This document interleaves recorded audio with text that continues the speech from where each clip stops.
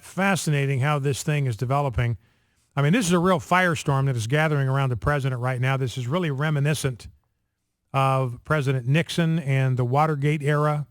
You just had this sense during the Watergate scandal as it progressed, as the noose tightened around the White House. You could just sense the White House, the personnel in the White House, hunkering down, closing in, pulling the covers over their heads. And you're getting that same sense out of the Obama administration right now. Eric Holder's already recused himself from this Department of Justice Associated Press deal where they trampled on their First Amendment rights. And we'll talk about why the Obama administration did this, why they went after the Associated Press, because the mainstream media is not talking about the motivation here. What's the reason? Why did the Obama administration go after the Associated Press? They want us to believe it was a national security issue. I watched a little bit of Jay Carney's press conference today, and they're trying to make out this was a national security issue.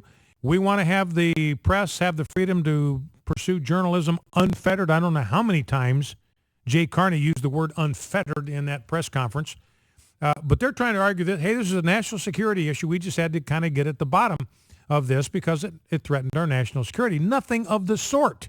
What it did is the AP story damaged the Obama administration's narrative about Al-Qaeda.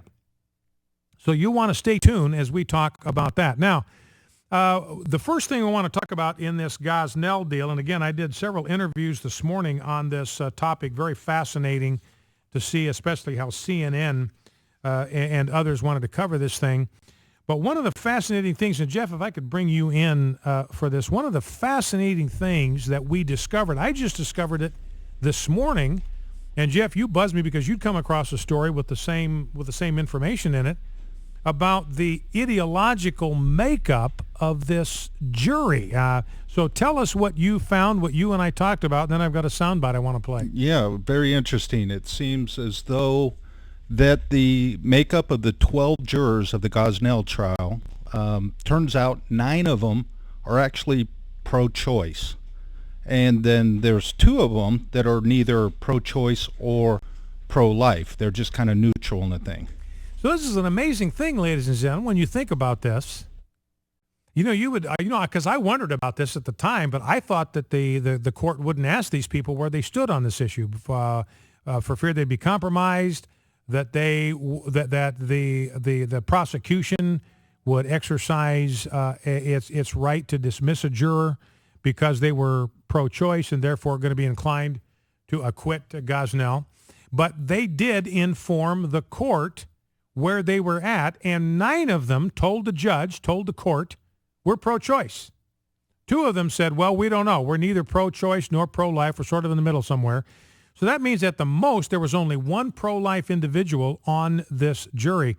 And, Jeff, when you think about that, I mean, what does that say to you when you think about the fact that you've got a jury that if they're going to be predisposed, they're going to be predisposed to protect the guy that is performing abortions because they're pro-choice. They think that's fine. They support that practice.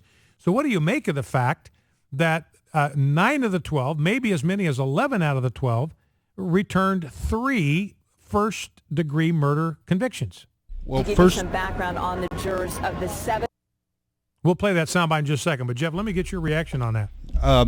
Well, first of all, I'm glad I didn't find out until afterwards because I would have thought that the jury was loaded in favor of the pro-choice crowd or Gosnell.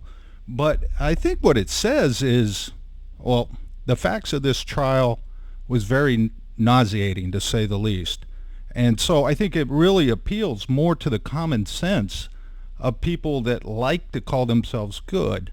And also, I think there's a little bit of you can feel a wind of change on the pro-life movement. I mean, do you remember the mantra used to be, we need to make abortions safe, legal, and rare?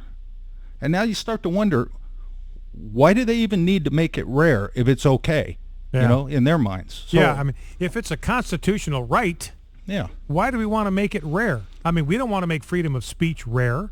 We don't want to make the Second Amendment rare. That's what we've been fighting for this whole year. We don't want to make freedom of religion a rare thing that's only occasionally exercise if it's a constitutional right. You want everybody to be able to exercise it all the time. Yeah, and it seems even in their own statement, they're almost acknowledging that there is something wrong with abortion. Well, Rob, let's squeeze that video clip in very quickly. This is from the NBC affiliate in Philadelphia on the makeup of the jury. To give you some background on the jurors, of the 7 women and 5 men who were on the jury, at least 9 told the court that they are pro-choice. 2 say that they are neither pro-choice nor pro-life. So interesting background on them. They have been very attentive throughout this entire trial. So that's fascinating. It's the NBC affiliate that's breaking this news about the makeup of the jury. 9 of them pro-choice, 2 who knows, and maybe only 1 pro-lifer, yet the evidence so overwhelming, so compelling, they returned 3 convictions of murder in the first degree. Focal Point AF for Talk, back after this. In 10 days of fighting, the Israeli general, Yigal Allon, estimated that 20% of the effective Arab fighting force had been lost, and the War of Independence won, though not ended.